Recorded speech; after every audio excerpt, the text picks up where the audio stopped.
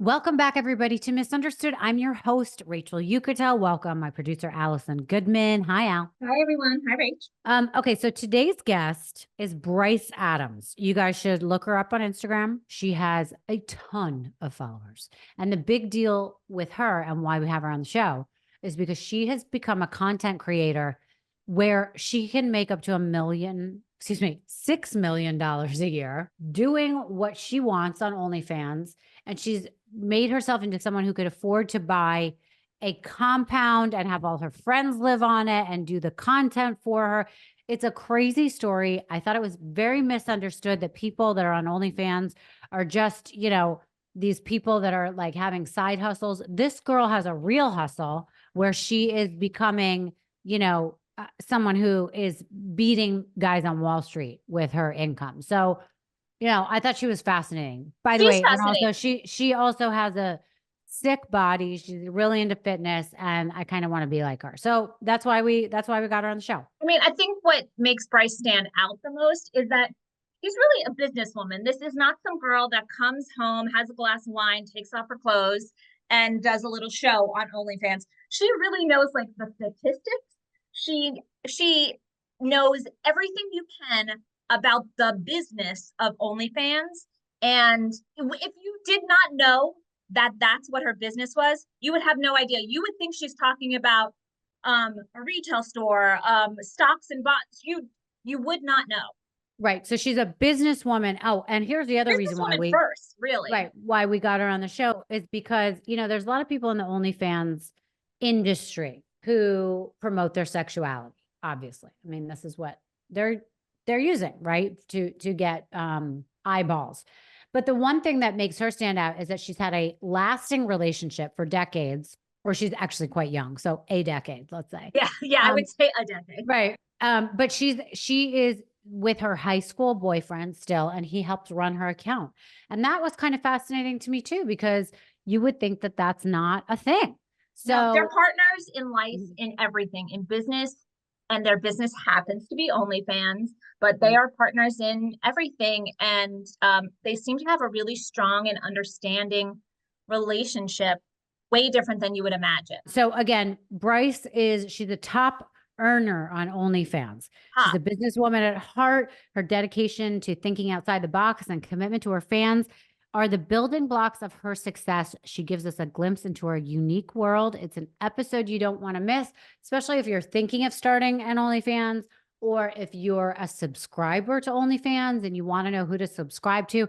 She is good because she has her content, right? And it is sexual in nature, but it comes from a different place. It's not like you hear a lot of these people and you kind of wonder if they had issues in their past or whatever it is, where they have to feel a certain way, right? And they have to get like likes from someone or attention. That is not what this is about.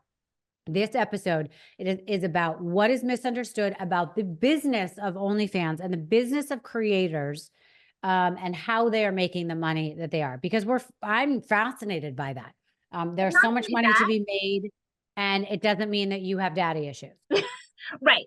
Not necessary. Possible, but not necessary. Possible. And I love also the way she talks about her fans. She's committed to making sure that whatever experience they are paying for is something that she is connected to them in a way. And she's super authentic about it. She doesn't play a character. If you look at her, she's just a regular girl. Exactly. And that isn't the image that people have in their heads, right, of what people on OnlyFans look like. She just looks like the girl you could see at the market. Well, with a really good body, let's say. So, but all right. So you guys should check out her Instagram, Bryce Adams, so you know who we're talking to. But here we go. Stay tuned for my conversation with Bryce Adams.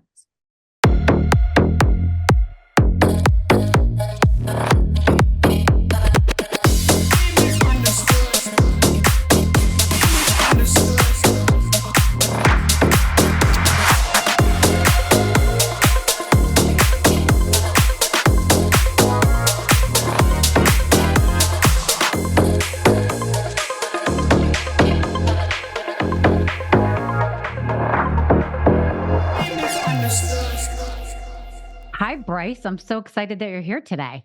Hello. Thank you for having me. Of course.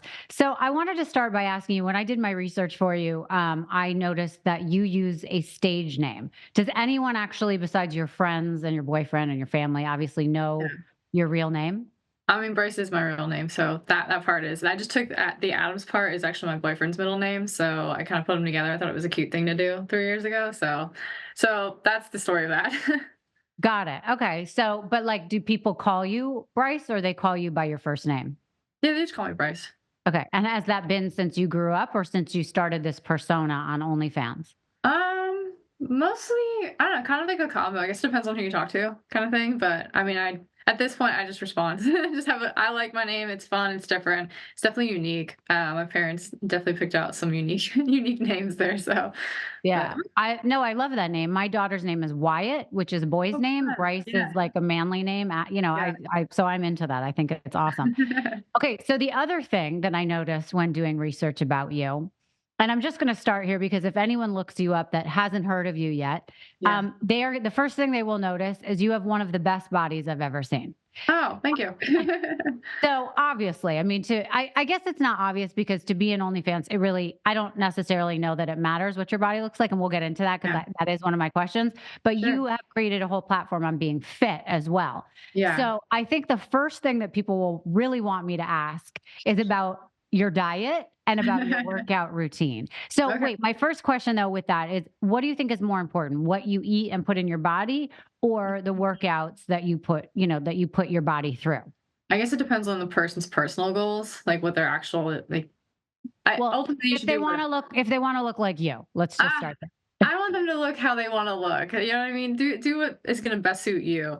Honestly, for me, a lot of it came in from diet. I actually eat whatever I want. I just have, like, a calorie limit and a protein minimum, so I just hit, like, at least 140 grams of protein a day. I'm lucky in that I burn a lot of calories, so I can eat a lot, like 2,400 on a daily basis without much issue. But I really saw a big change in like my body composition when I changed and focused on eating a lot more protein. So that made a huge difference for me. So I would lean more towards diet, and I feel like 80% of like the community and the population would probably see a lot of body composition changes just by changing their diet. Right. Okay, that's interesting. And then in terms of your workout, I mean, genetically, do you already have a Yeah. toned and fit and thin body? Um, I've always kind of been on the skinny side, but what actually kind of started our fitness journey was I've been with my boyfriend for 14 years, and we focused so much on our first business that he had always kind of been overweight as a kid, so his weight kind of went up and down, and he got to the point where he was like, "Let's focus on like making our, what's life if you're not healthy and like capable." So he started his fitness journey of trying to get leaner and getting more muscle. And I was like, "Oh, I'll do it too," because I was kind of getting like skinny fat, if you will. Like I didn't have muscle mass at all, so. Genetically, I think I do pretty good as far as like upper body responds really well, but I had no butt whatsoever. I built that from years and years of effort. So it's probably a little bit of both, but I would say a lot of it's just dedication and just not stopping. And for people, I mean, you do a lot of focusing on your butt, let's be honest, in a lot of your posts. So what would you say contributed to you, getting a rear end, so to speak, at this point? Like, would it be a lot of weights? Is it Yeah. cardio? Like, what was it for you?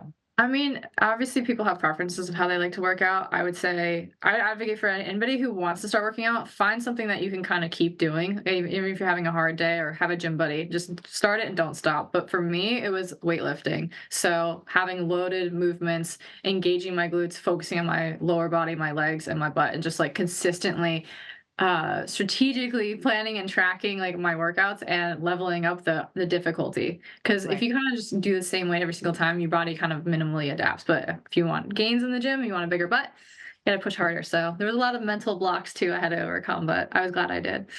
And how long did it take you to see results like that? It took me years, honestly. I've been like pushing pretty hard now for the last 3-ish, 4-ish years, but like I started working out 7, 8 years ago at this point, and I saw big jumps. Whenever I would mentally be like, come on, I can do more. You know that time in the gym where you're like, I can stop here. But then if you actually mentally push yourself, you're like, wow, I did like 8 more reps, like huge gain differences. So Wow. it's cool. I'm happy with it. Okay, so before we get into like what it is that you do now, I just want to hear a little bit about you like in high school. Yeah. Like what were your goals? What did you think you were going to become? What did you want to do? Yeah, cool question. So I've always liked architecture a lot, mainly houses. I've always drawn floor plans and I just love home design, like just the layouts and stuff like that. So I always thought I was going to be an architect. I actually like applied to a bunch of colleges and got in for architecture. Fun fact, I went to college in Boston for 6 weeks and dropped out, but we had already started, my boyfriend and I had started a sporting goods company actually just out of high school. He's a year ahead of me. So I was finishing my senior year. He didn't want a real job and we were buying sporting goods and I was flipping them on eBay. So it was kind of like the option of hang out with him and build this business that we have traction or kind of go to school. But when I went to school, they were like, oh no, you have to, design apartment buildings and skyscrapers and like hospitals. And I was like, I'm really not interested in any of that. I just want to draw houses. And they're like, we don't really have that plan. So I was like, I'd rather go do this other stuff. So, I don't know. I always worked a lot. I did like nannying and babysitting a ton. I had like my own little business of that. So I guess we've always kind of been very business centered. And I got lucky that I met my boyfriend so early on in my life because now we've had years to like integrate and work together and build our skills together. So we're a really good team now. Right. Okay. So let's talk about that for a second, because I think that that's something that stands out about you that makes you different than some of these content creators. You've had a boyfriend for over a decade. Yeah. So first of all, what do we call him? Does he have a stage Brian. name too? No, Brian's the name. Brian's the name. Okay. So all right, Brian. You met him in high school, you said, right? Yeah.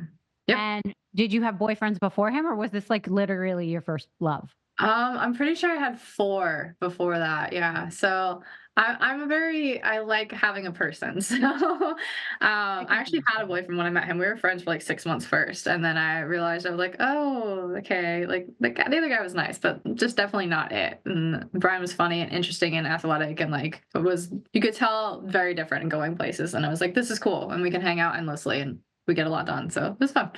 Right. So what do you think has been about the combination of the two of you that's kept you together this long Yeah. through the weaving and bobbing of all these things that you guys have decided to do together? I mean, there's a lot there. I think he's a very unique person that he's always been very, really honest and really pushed me and believed in me to be the best version of myself. And I've always been there to support him. And we have like differing skill sets. So he's like super intellectual and he can figure out a lot of things. And I have like this dedication of like figuring things out. So we pair up really well in that if we came across a problem, he would be able to research it, kind of like figure out what we need to do, and I could go execute on it. And we could kind of build off of it and play off of one another.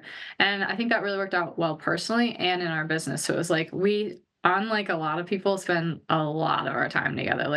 And we've done that for years. So I think a lot of growing up, integrating our lives together so early on, we've built a lot of skills of communication and trust. And I mean, just I feel comfortable around him all the time, and so does he. Like we have that understanding of like we can depend on one another. So I think because of that, and because we started at 18, building a business, we had no idea what we were doing. Like we had to figure out all of these things together. We had to figure out what is a lease and how do we build a business and how do you manage a team, and like that's a lot. But figuring it out together, I think that kind of just united us and still does to this day.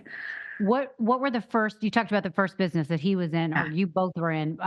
How did it go until what Sure. you are now? So he played baseball from like the age of 5, and you can tell we like baseball quite a bit. Being a standard 18-year-old, we had not a lot of money, and he was upgrading his car stereo, but the local sporting goods store was next door. So we saw some baseball bats in there, and I had always flipped my clothing on eBay. Like I would get something new, and then I would sell it, and I would get something else. And so we bought some baseball bats. He's like, these have to be worth more than that, just because we thought so. And I threw them on eBay and we made like $600 like the first week. And we were like, well, that was interesting.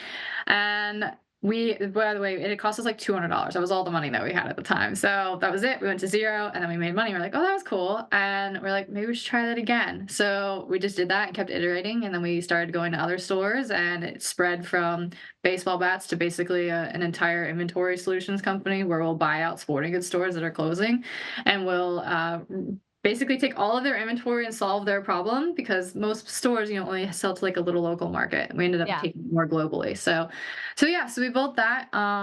It's still alive to this day. It still sells a No couple million a way. That's year. Yeah. amazing. So that's been like our cool backbone that we've had. That taught us a ton. Like we came up with like the rise of Amazon and fulfillment by Amazon. So most of our inventory is stored there. But I mean, just I know a lot about sporting goods at this point, but that was the start of it. But we learned so much there about business and coding and management and teams, inventory. Just like I mean, getting sued for the first time, you're like, oh, okay, that's an interesting. How do you talk to a lawyer? How do what's a contract? Just Right. so many like base life lessons that we were kind of thrown into those situations. So it applies very well now that we have a new business that we're taking on, which at least this new business is digital inventory. Physical inventory is so brutal. Oh, I don't advocate for it. With summer right around the corner, I know everyone is trying their best to get in shape and eat healthy. If you are one of those people who have tried the diets, the cleanses, even intermittent fasting, and you felt like nothing really worked for you, let me introduce you to Prolon. It's the scientifically proven meal plan solution you've been waiting for. Prolon was researched and developed for decades at the University of Southern California Longevity Institute and backed by leading U.S. medical centers. It helps promote healthy blood sugar, supports cardiovascular health, and reduces abdominal fat. And this all starts with Prolon's 5-day program: snacks, soups, and beverages, all designed to keep your body in a fasting state. It literally nourishes your body while making cells believe that they're fasting.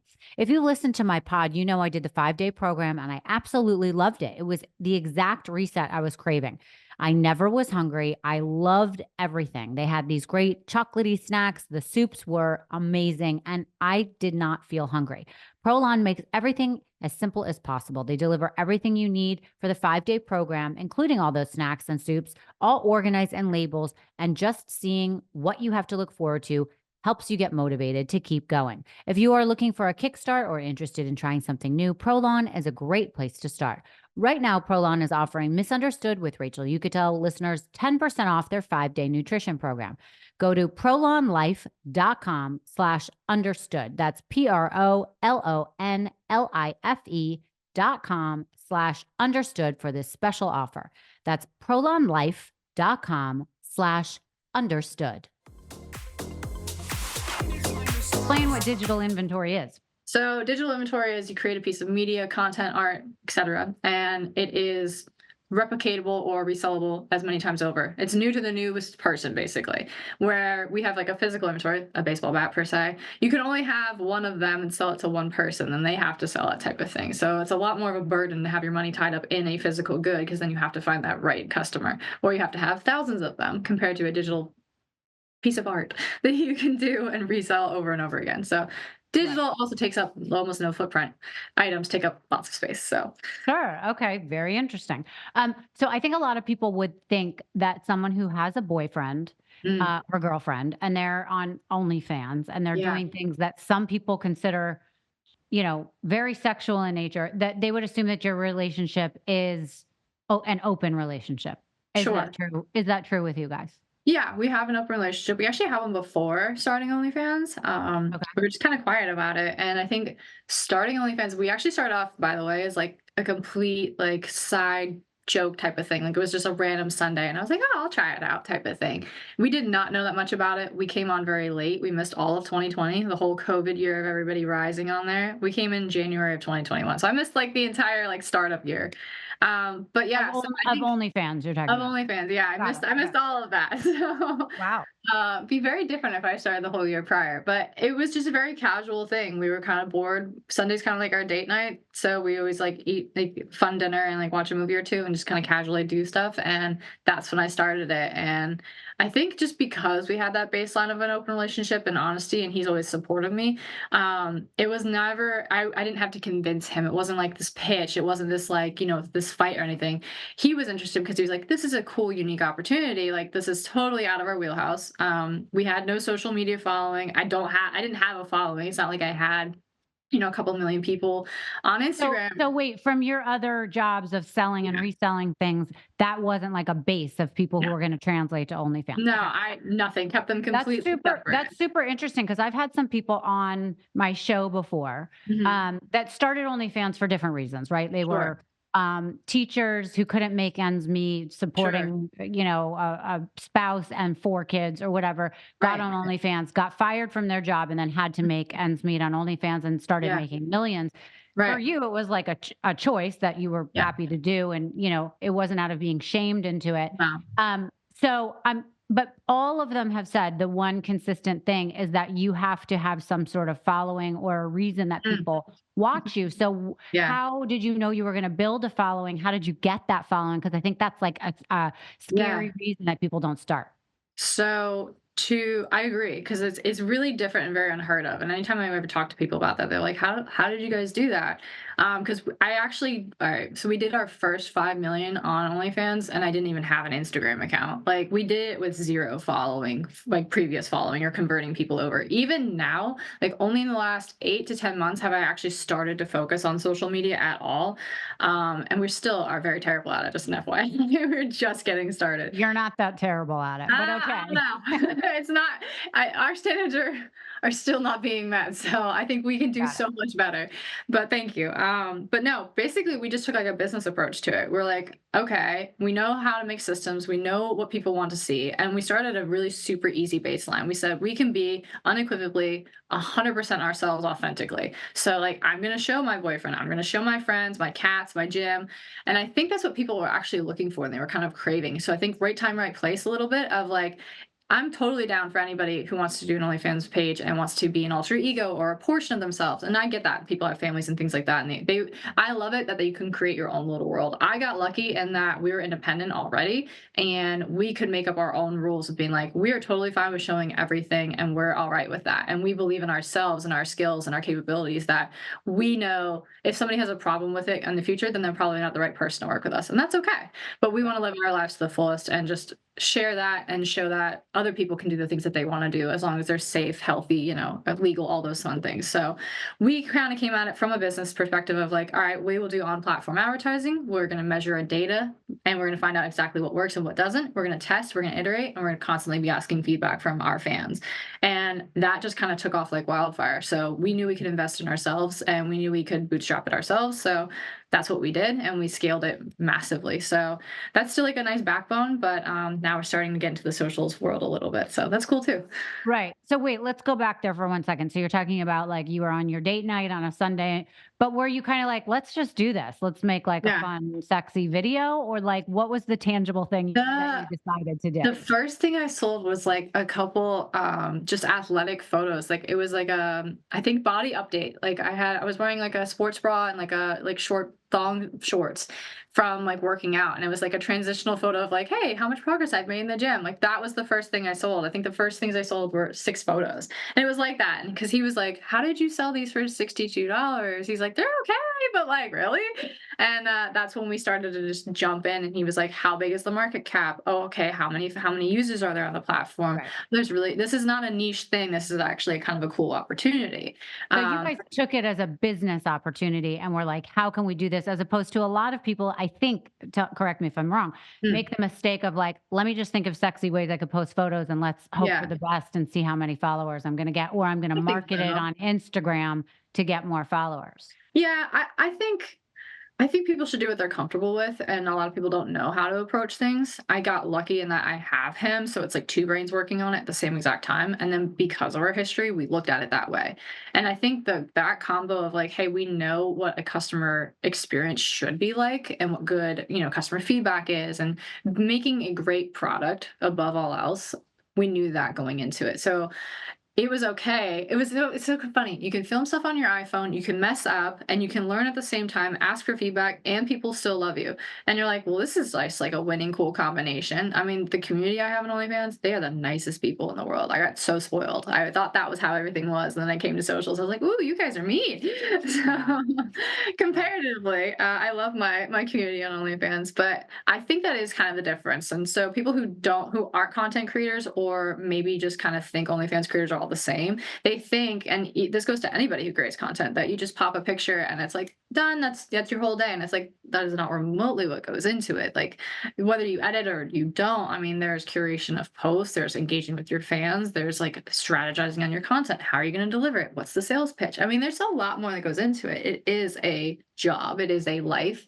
But people have, they can make it a 3-hour thing or they can make it a 10-hour a day thing. Like, there's Right. possibility. So what did you guys do? Like, what was your, I don't want to say mission statement, but Yeah. you started with doing masks, right? You didn't show your I face? did. So actually, very initially, I did from like chin down because I wasn't sure about my privacy levels. And it was one of those things like you kind of go all the way, you can't come back from it.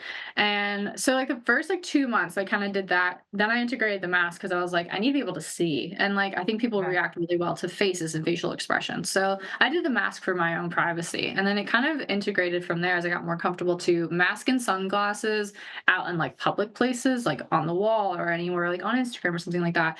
And then it was like in the videos or on my VIP page, it was full face, that kind of thing. Live shows, full face. So there's just like differing levels of comfortability. And it actually went full face everywhere just about a month ago. So it was like about 3 years in, I was like, all right, let's do it. And that kind of was a little bit pivotal because we like to capture all of the real authentic moments. And so we would miss some because I would be doing something or engaging somebody and they'd start to film and they're like, you don't have your mask on. And we would miss a moment. And for us, that meant so much to be able to share all of those little things. So I think between that, me feeling comfortable, being totally secure and that like I love where I'm at. I have my boyfriend, that's all that really matters to me. Like I'm gonna be okay type of thing. So I was like, let's just commit, let's go full face, let's not miss any of these moments. And especially now when we're trying to curate so much like safe for work content for YouTube, for OFTV, for these all social platforms. I want to have as much of that available to show and share with people so that they can be a part of that experience and also know that it's okay for them to be themselves too. So if someone was to go on your OnlyFans, Yeah. describe what they're seeing. Is it different posts throughout the day? Is it videos? Is it mostly Yeah. fit stuff, or is it like Yeah. super sexual stuff? Tell me all about it. So really think of it, I have 3 pages. So because OnlyFans is kind of unique in that you have like these are different page setups. And we found that fans kind of fall into like 3 different buckets of how they want to integrate or interact with you. So I have like a free page and there's locked videos on the wall. So it's more like a self-serve type of option. But there's regular feed posts on there of like pictures or videos of like what I'm doing with my day. I'm hanging out with my friends. We went snowboarding. Here's a picture of my cat. Here I am working out in the gym. Like it's very much in real time, real life. Okay. My other page is the Fit Bryce Adams page, like my original page. That's the most followed page on the platform and the most liked page. That's like my Mac Daddy one. That was the one I funneled most of the advertising to. So a lot of the other girls will share that one a lot. And so that one's even more curated as like day in the life, like type of wall feeds. And then every night I just send out a video. And it's super non-pressure orientated. I don't like have pressure sales tactics. And then I have a VIP page, which is they get 2 videos included and they had a couple extra perks. So like if I do a VIP show, maybe they just get a live show and the other pages don't. Little things like that. So those are the 3 different experiences, but it's all the same in that they all get to see my real life, just maybe varying levels of it and more exposure. But past that, like I didn't hold anything back. If I was having a tough time or a tough day, I shared that. If I'm on a live stream, they see me, my real life. Like it's not this, pre-recorded thing. It's always in real time. They'll see, the intern pop by. They'll see my girlfriend show up. Like, just constantly just fun things going on, my real exact life going on there. And as a quick side note, Yeah. sorry. Messaging. I have always been very transparent with them about that because obviously I get thousands of messages a day and I can't possibly respond to all that. So I actually hired my girlfriends to do my messages. So when people join my page, they get a welcome message. It says, hey, I get too many messages. My girlfriends are going to help respond. And they sign each message. They have their own pages. So it's like, and my fans see them in my content and they love the fact that I'm telling them that and they get to know my friends too. So it just kind of works all together. Got it. Okay. So, interacting with your subscribers or fans is obviously very important because they get to feel like they know you, right? Yes. I mean, I'm guessing you have more men than women. But do you think Oh you yeah. have do you have a lot of straight women on there that are on there to see your fitness goals, or is it all about lusting over you? I don't see a ton of women in general on there. Yeah. I see more of them on the social media actually, like more on my Instagram and stuff like that, and that's been Yeah. really cool. Yeah. It's definitely much more of like, I mean, 99% male audience for sure. I Oh, do have a really? decent amount of couples though. Like a lot of couples come on, and that's really, really cool. But I've had a lot of variety of people. I mean, I've had like college people who are reaching out to me and they're like, I'm going on my first date and I have no idea what to do. Like cool advice moments, or like Yeah. people who are going through tough times with their spouse and are like, I want advice on how to come back together. Can you guys give me some advice? And like they'll ask me and my boyfriend, like they'll pop on his page or something, or we'd be on a live show and somebody would randomly ask us that. So just like really cool, authentic things that like having a nice impact on somebody else's life that I didn't ever expect. Like I think most people expect it to be just about like the adult content and that's it. And it's like, no, I think we've curated much more about a friendship and a relationship and a community, like a safe place for people to be themselves first and Right. So I'm curious now that you have all these male fans, yeah. and I know you have an open relationship. Have you ever dated someone that's been somebody you found on OnlyFans? No, no. So like they're very strict on like their terms of services and stuff like that. And they don't like allow like kind of like meeting up or anything like that. So I've been Oh, very okay. professional in that manner and very because people ask that all the time too. So it's like that's not really a thing that I could do and in good conscience for the community that I have and also living my life, I don't feel like that would make sense. And Right. I also love my platform and I don't want to have any issues there. Of course. Yeah, yeah, yeah. So in terms of your open relationship boundaries, because I think a lot of people want to ask some questions on that level for a second. What Sure. are your boundaries that make it so that the relationship between the two of you is still so strong Yeah. and works? Because again, I've had people on my podcast and then friends of mine that I've known that have they don't even have an open relationship, but they've had like a threesome once and it Sure. ruined their entire relationship. So Yeah. tell me why it works for you and some boundaries that make it work. Yeah, it is a really tough thing. I've seen similar stories to what you're talking about, and it is a very difficult thing to pull off. I think you have to have the right kind of setup and communication. I think communication, trust, and honesty by far are like the baseline of everything. It's very hard to nail. It takes a lot of iterations. People always are going to have like an ups. You have to have tons of discussions of like, well, what if this happens? What if this happens? How do you feel? Yeah. How do I feel? What are you comfortable with? And then you have to be able to like kind of make concessions once, twice, and then kind of figure out from there and or try things out and then give feedback and be okay with it. And I think as long as you can do that, you probably can figure it out. But people don't have to. You can always try something and be like, yeah, this wasn't for me. And like you just have to be honest with somebody and figure that out. Because again, we have the couples that come on our pages and they're like, hey, we want to try this out. And I'll be like, I'll give that same exact advice. And I've gotten back, yeah, we tried, it wasn't for us, or oh my God, that was actually phenomenal. And like I didn't realize we could have this kind of relationship. We're closer now. So I think it's the same sort of thing, just like anything. If you are with somebody, I feel like you should be able to kind of tell them anything that you want to. And hopefully they either understand or they're willing to work with you or they're giving their advice. They want you to be the best version of yourself, just like you want them to be the best. So But I think that's that. I've always been curious if you have boundaries of like, because I've never had an open relationship like that. Yeah. Do you say like, okay, it can only be physical, but once you start to realize you have feelings for that person, Yeah. I don't want that person around anymore? I Like, think, how do you prevent yeah. them from falling in love and I don't think leaving? you can prevent people from feeling how they want to feel, if that makes sense. That's a really good point. Yeah. Like you can hope that they don't, or you can like be like, I really don't want you to, but like you can't control how you feel about something. Like even your own like happiness levels. Like I want to be happy right now.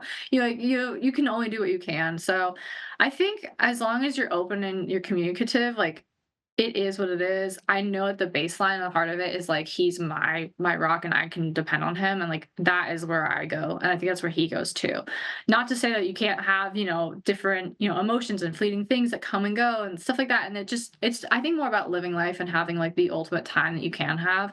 Also while realizing what the core is and what your baseline, what your yeah, I want to use like fluffy terms like my rock, my summit, but like things like that of like knowing who you have in your corner 100%. And then from there, it's like just maximizing your life and having the best time you possibly can. So I think that's where we're kind of coming at it from with Well, like, I think it's really mature. I mean, there are so many people that like, have been with somebody for a long time, get a little bored or whatever, sure. and they veer off in a direction, it creates all sorts of animosity, jealousy, bad feelings, and Right. then they break up and it ruins a past relationship that Yeah. was really good. It sounds very mature that you guys are able to do those things in open terms, not lie about it. And then Right. you know that you have work together, you have a life together, you have Yeah. all this history together. So you always come back. And I'm assuming if somebody ends up dating somebody on a serious level, it doesn't affect your relationship with each other. And that's Yeah. probably really healthy. And you guys always end up, whether it's a friendship at the moment or a love story at the moment, you guys are always Sure. ending up together. And that sounds pretty Yeah. amazing, actually. Oh, Um, thank you, but not without its own, ups and downs like anything. Like I know I definitely had some jealousy issues that I had to work through, but I'm really glad to have gone through the last 3 years because it was unique in that the positions that I was put in or the relationship stuff that I got to learn about myself. And I had a lot of personal boundaries that I was able to push through myself. I learned a lot about what I like, what I don't like, and learn more about myself. So I'm very happy to have gone through some of those things even if yeah. it was, trying and hard. And I'm like, well, why do I feel this way? Like actually challenging myself and being like, well, what am I scared of? What is the thing that I am drumming up and turning this into? So it was just like a lot of self-reflection. So like it's definitely not without its own like stresses and stuff, but I am glad to have gone through those things to end up on this side and realize what is actually important, what is actually scary or not scary. What did I drum into something? And Yeah. so I'm just happy to be where I am now. That's amazing. And I do want to touch on jealousy for a second. Mhm. I obviously there's jealousy that goes into when you're in an open relationship, but the Sure. fact that you are on OnlyFans and so many men, as we know now Yeah. from your statistics, are looking at you, wanting you, whatever. Yeah. Does that create? I mean, I know men that don't like their girlfriends even on Instagram because they're just jealous of getting any attention that's not Sure. theirs, right? So Sure. how does has he been able to deal? I Yeah. mean, it doesn't sound like he's going to be that jealous then, but how do people deal with the jealousy to realize it's a business and not Yeah. like you're out there fucking everybody? Yeah, I think a lot of that comes down to like Brian's core just personality. He's always been like very secure about himself and his value to me. So that and I think he's proud of like myself and my accomplishments and my, the amount of effort that I put into how I look and he cares about that and he wants to support that. He's never been like kind of the jealous type from like some of the other examples that you've said. So I think I just got lucky in that that wasn't a fight that we had to fight, if you will. Yeah, He was just happy enough to be. It's like, cool, show off, have a great time, like rock it, like enjoy your life. You look amazing, like please enjoy it. So like, other than that, I don't know. That one I just got lucky on. I think of just that's Mhm. who he is. So he was just super Okay. supportive from the get go. Right. Okay. All right. So let's go back to OnlyFans. What is the biggest challenge that you faced with OnlyFans or doing it? The biggest challenge. It's a good question. It's a tough one to pick just one thing. I don't know. We had a lot of interesting challenges that we had to overcome. I mean, it's just a totally different business and a totally different approach. Building, hmm. That's a tough one. I don't know. Well, it sounds like there's been nothing that really stands out that was a huge challenge and It was almost kind of like broke we you. had phases of challenges. So it was like phases of how do we grow this and how do we scale? How do I spend my time? Yeah. How do I continue to as we grew and got well over 1 million people on the page, like how do I make sure that we don't lose touch with people and make sure that they still feel connected and feel that authentic connection that we had when I had That's two. gotta be tough. Yeah. So I think it was that, and then I think a lot of that, a lot of like, hey, we run into different like like business system problems that we have to solve, like just things at scale. You have to figure out like, okay, like the messaging thing was a big deal. Like how do I pass that off to somebody, and how do I don't know if the fans are going to be okay with it. How do we Yeah. structure it to be the most authentic? Like, hey, you're hearing it from me. Like I can't do this, but I want to be able to spend as much time with you guys. So if my girlfriends can answer the messages and they know everything about me and they sit 2 desks down from me and they can be like, hey, I'm not sure about this one, you want to pop in, like it's easy. But then it opens me up to be able to go on a live stream and hang out with them and hang out with 15,000 women in one shot and engaged in real time with the comments and like, so I think probably just scaling authentically and like making sure that they all still felt that personal connection because that was super important to us. I've always been curious how you decide your content on, a paid subscription site versus, let's say, your Instagram. You said you guys Sure. aren't at scale of what you want to do on Instagram right now, Oh. but when I search through your Instagram, it's a lot of fit pictures of you, a lot of Yeah. your butt pictures, body pictures, whatever it is, Mhm. that are sexy in and of itself, right? So Mhm. how do you decide what goes on that for free versus Yeah. what you're going to put on the other side? So people feel like they're getting more that they're paying for it.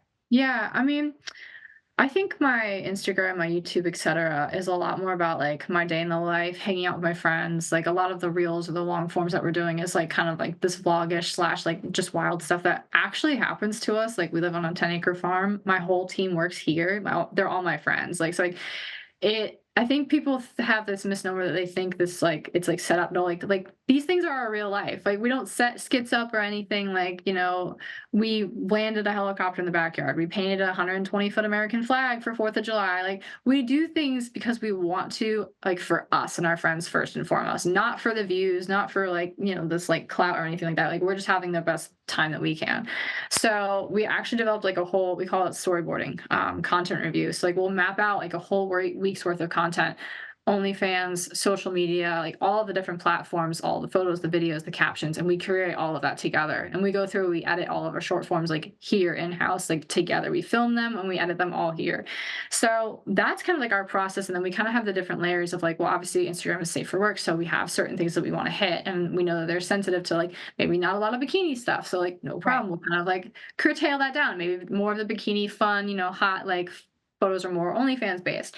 But other than that, I think it's just past like the obvious levels of distinguishing like little bit of lines. That's all we do. Otherwise, it's kind of universal in that maybe OnlyFans will get the, uncut full version of when we splattered, a bunch of sauce packets with baseball bats all over us in bikinis. Maybe they get the, the crazy version on OnlyFans and they get the cleaned up version on Instagram. But like a lot of it is just sharing our whole life through and through on all the platforms. And I think if people get hooked on social media and they want to see more, then they can go to OnlyFans and that's where they can see like a lot more and a lot more of like a build up because it's like the last 3 years of like history stuff.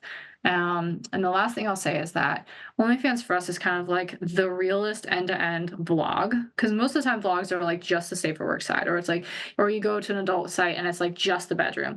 OnlyFans for us is like the entire thing. So if somebody wants to see all levels of somebody, that's where they can go. So I think that's for us at least a bigger distinguisher. Right.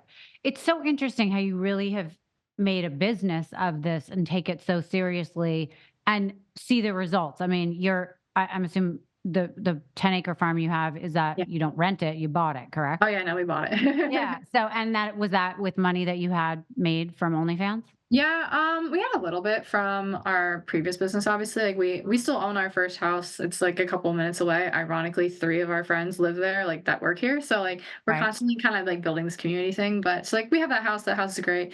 But we wanted more space. We wanted to be able to do things. And we had a commercial space for like the office, but we wanted to do more things like on property, at home, like with a pool, like have like this more fun vibe. And we wanted our gym to be able to be like really ours. So like in the back, we have a 4,000 square foot building, 2,000 square feet gym, 2,000 square feet office. We have a home office too. So like constantly have our team running around here. Like they're constantly grabbing chips out of the kitchen. Like, I mean, it's just like a very fun vibe. But yeah, we took this place and we've been adding to it. I'm converting the horse barn up front into a guest house because we have friends come film a YouTube video and if they stay with us for 10 days and it's like I want them to have a cool spot. Yeah. So but like I love house design, so I'm like, ooh, yay, I get to dabble and have that fun time. But yeah, it's constantly just fun, crazy stuff going on. And I would like And having people. have you seen the revenues going up every year? Have you seen Yeah. it take a downturn ever? Every year we've gone up and grown a bunch. Like obviously OnlyFans has stats, so they don't tell you exactly where you are, like you're number 1, number 4, number whatever. But they give you like a top earning percentage. So like the top percentage of earners is like 0.01%. So we have that status, and we've had that status for well over 2 years at this point, which is just kind of cool and fun. But like we reinvest it into the things that we're doing and making cool times and cool experiences. Like we just took our entire team to Vermont to ski, which there's 21 of us for 5 days. So it's like, like we do things like that to have a great time with our friends. And, some get to go to London with us and Vegas and things like that. So we're just constantly living life and investing in it. But yeah, platform wise, we're doing really well. I'm really proud of it. I think right now, because we've shifted some of our focus to the safe work content, and that's been very important to us of kind of Yeah. building that out. We have set a lot of things on OnlyFans to kind of, we're not as focused on the revenue over there now. We're more focused on making a really great video or portraying something and learning how to make a really cool, engaging, short. And so definitely some of our attention's over here now. And obviously that has affected our revenue a little bit because like our time and attention is not over here like grinding on like how do we make this better. But like in the end, actually when we do this really well and we do the safe work content well, it's actually going to end up feeding to more people over here and this revenue will increase anyway. So it's like we're doing the things we need to do. I think. Right, right. I'm actually curious about the privacy laws with OnlyFans. Can Yeah. people that are watching you take screenshots of what you have and it can end up on Pornhub or something? Like, Yeah. how does that work? So I know Pornhub's really, really strict about model release forms, stuff like that. So they're very, very good. It's more like leak sites and things like that. Okay. We have a couple companies that do like the whole takedown stuff, and you ultimately can't stop it. Once you have made something like that somebody's engaged with and they want to screenshot it, it's kind of going to always perpetuate. You can do the best you can. You can cover up the search results with other cool, engaging content, which is what we're trying to do. Got it. We've actually looked at it as more of like a positive way of advertising. If somebody likes our stuff and they think they want to see some more, cool. But like I would appreciate if people didn't, but they're gonna do what they're gonna do. Right, right. What's your favorite kind of content to make? Is it the gym Mm. stuff, the working out, or do you like doing, goofy stuff? Yeah, I'm still finding my footing. I think I just like doing things with my friends, honestly. Like it's necessarily what we're doing. It's not necessarily like the vehicle, it's just more like who's in the car kind of thing. Yeah. So like I'm totally fine with, hanging out in the gym and just recording our workout and hanging out. I'm also cool with, doing a snowboarding adventure. I mean, like this is really fun. And my friends are teaching me how to snowboard. So that is just really, really like a cool memory, a cool time. Yeah. So, all right, I saw that there was a Wall Street Journal article basically Yeah. about the business of what you do, and it's impressive what you do. Thank And you. then this little guy named Ben Shapiro decided to go online and like kind of make fun of the whole thing and shit all over you, which I thought was crazy. And then there was another guy that went on and stood up for you. Yeah. What tell people that are listening like what your thoughts were about that article? And obviously OnlyFans, I think with that comes a lot of misconception. So Sure. what is the biggest misconception about being an OnlyFans content creator? Probably the biggest misconception is that we're like very one-dimensional. That for me, I think is probably a little bit of a pain point. It's like we first and foremost are, creative, cool, like we're businesswomen in a lot of ways, and business men, too. Like we're business people. It takes more than just snapping one photo and posting it. Like there's a lot more that goes into it. And to Mhm. each their own to what scale of what you do things. We do things crazy with data and tech and like writing our own software and like optimizing things to the hill. But like that was what was cool for us. Mhm. And so I think that for me, I think people were just, they used, really just negative terminology. And it's like, you don't know me at all, and that's okay. Yeah. But like, don't assume that you know everything about me. And I would just encourage people to realize that things may not be as, just a one label type of thing. But the Wall Street Journal article was really cool. That was a couple month project. Actually, they sent a videographer here like the whole entire day. And we just were like, cool, have at it, walk around, talk to anybody, like very transparent. And I think that kind of reflects out into the article as well as like they talked to our team members, talked to my friends, and they got their own perspective. And it's very much like what people see is what is happening here. Like these are my real friends. These aren't paid actors or anything like that. Like if you randomly showed up at Saturday night at 11 p.m., we're sitting around the fire all together. Like it is our life through and through.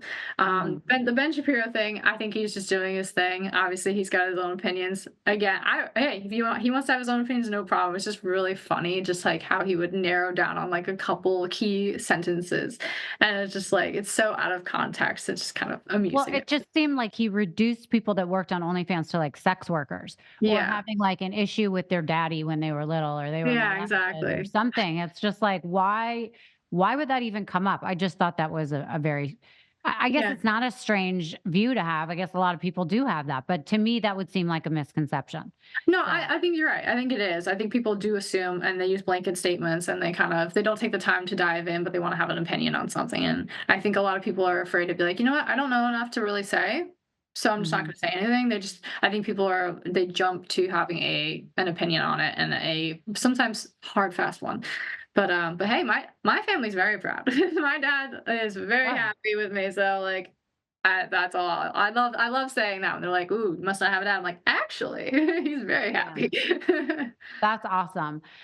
So for people that are listening to this and they're like, oh, I want financial independence. I want Yeah, to do something that is either a side hustle or a full-time gig that makes sure. me feel like I can work from home and make money. What is a number one thing you would say about starting a channel like this? Okay. Well, it can be OnlyFans, or it could be, YouTube or OFTV. OFTV is like OnlyFans version of YouTube type of thing. It's all safe work videos, stuff like that. And they're very supportive, really cool platform. I would say if you have an interest or desire to do that and to kind of take, your fate in your own hands, try it. You can start. You can do it an hour a day. Basically, start and don't stop. Do some research, test out some things. You can always stop. You always come back to it later. I would just ease into it and just not give up because a lot of people start projects, and this is anything. It's kind of more like life advice because like people say they want to go on a weight loss journey or they want to get fit, and they'll go for a month to the gym, but then something happens. They have a fall off weekend. They're like, oh, I can't go anymore, and you're like, no, just Yeah. go back. You can keep going. It's the same exact thing here. You can have your own independence if you want to. You can figure it out. You may not figure it out on the first try or the 100th try, but with enough reps and iterations, you will figure it out. So I would just say start and don't stop.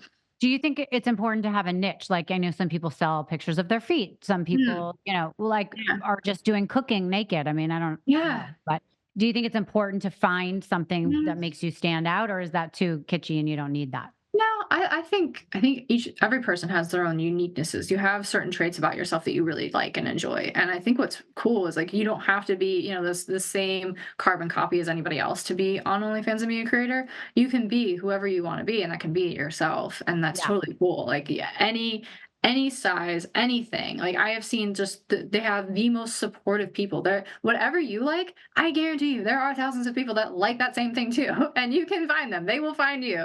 So it can feel like really kind of like scary and niche to you if that's your thing. I say just embrace it. Like I have friends who are huge into BDSM and like she has an amazing following. People love that. So Mm. like you're not alone. If you want to have a niche, go for it. The people will find you or you will find them and they'll be so happy to support you. Right. Okay. I love that. Do you think it's too late for people that have not joined any of those sites that you Yeah. mentioned? Is it too late for them now to get involved? I don't think so. I mean, it's definitely gotten harder. There's definitely like more people coming online, but like I don't think it's ever too late and I don't think OnlyFans is going anywhere ever, basically.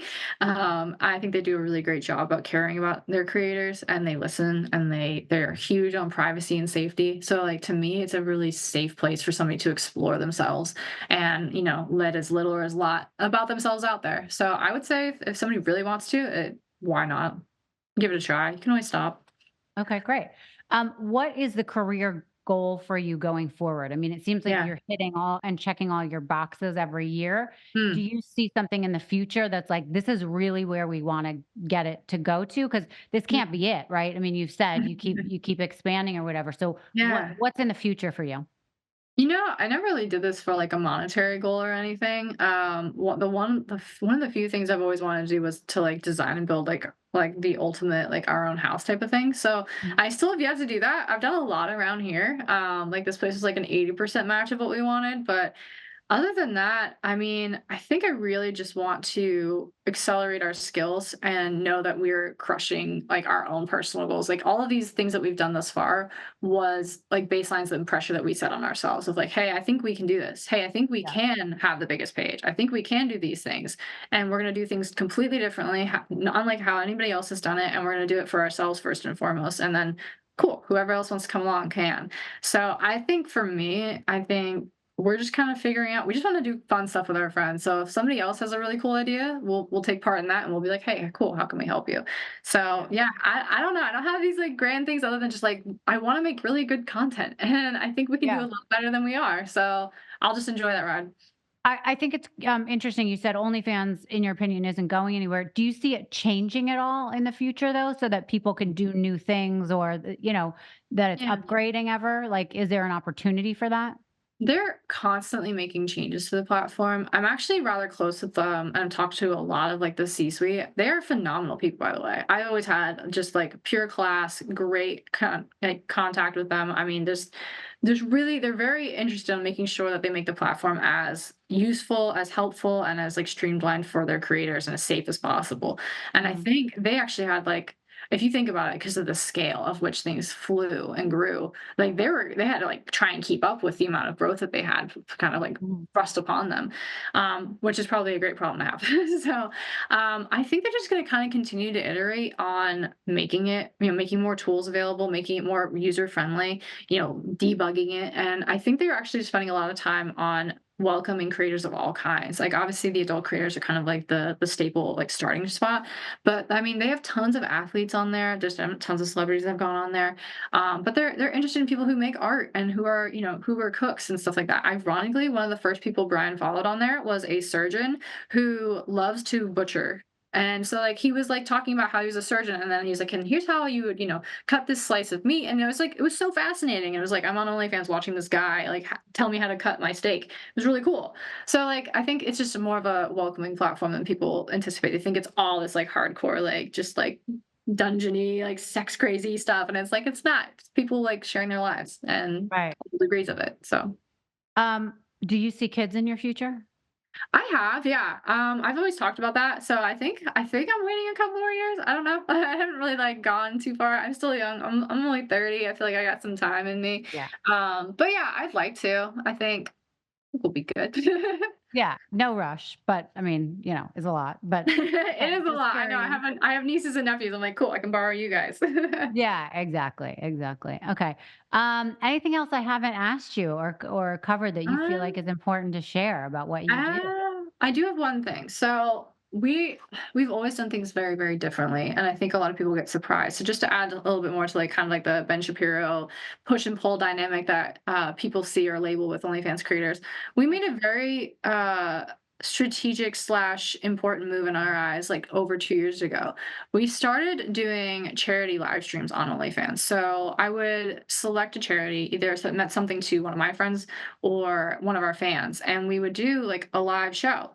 And all of the tips that would come in, we would then donate to that charity. So we've raised and donated over $125,000 now Wow. through these live streams to different charities. And like, cancer charities, one of our employees has cancer.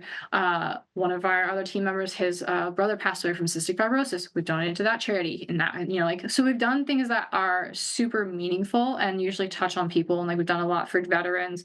We did fallen firefighters on 9/11, 2 years running. So like, just things like that that mean something to me. And I Mm, also really, really love the whole of like, well, you do sex work. And it's like, but I just donated to your favorite charity. So how do you rectify this? I'm clearly not just this one thing that you think I am. Like, we are people at the core of it. So, anyways, I love that we do that. I love my fans that they take part in it. They are super cool, and I want to give my fans just as much credit because I think they also get labeled like, oh, you're an OnlyFans user. You must be like just like a terrible person. It's like, no, these are real yeah. people. So, anyways, I just wanted to touch on that because I love that part, and I think it's really cool, and I love giving back, and I love doing it with my friends and my fans. So, I love that you do that.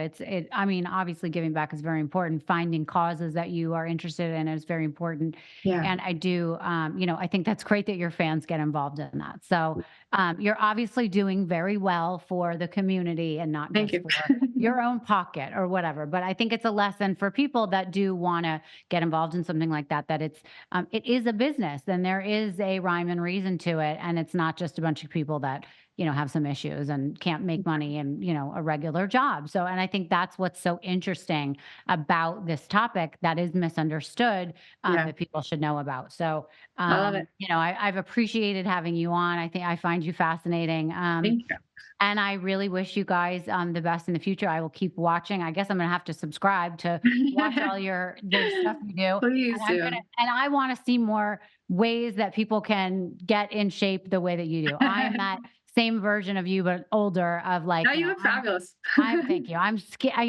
thin, I'm skinny, but I want to be like that fitness model. You know what I mean? And Yeah. I'd like to know that you could do it at any age. So I think you so. like, so I'm 49, and it would be cool to find out a way that I could follow someone where I can like take fitness seriously. It's funny. Yeah. As soon as I'm done here, I'm joining the gym with a friend of mine who's There here. you go. So, I was listening to what you said about how people start and then they stop. So Yeah. I think you've given me some inspiration on how to continue to do something and follow through. So we'll do it. Send me updates. I'll keep you motivated. I will. Bryce, you're awesome. Thank you so much for joining us on Misunderstood. If people want to find you and get in touch with you or follow you, subscribe to your OnlyFans, where can they find you? The main one is Fit Bryce Adams. It's basically that handle anywhere you look, YouTube, Instagram, OnlyFans, that you'll find me. Awesome. Thank you so much. Take care. I appreciate you.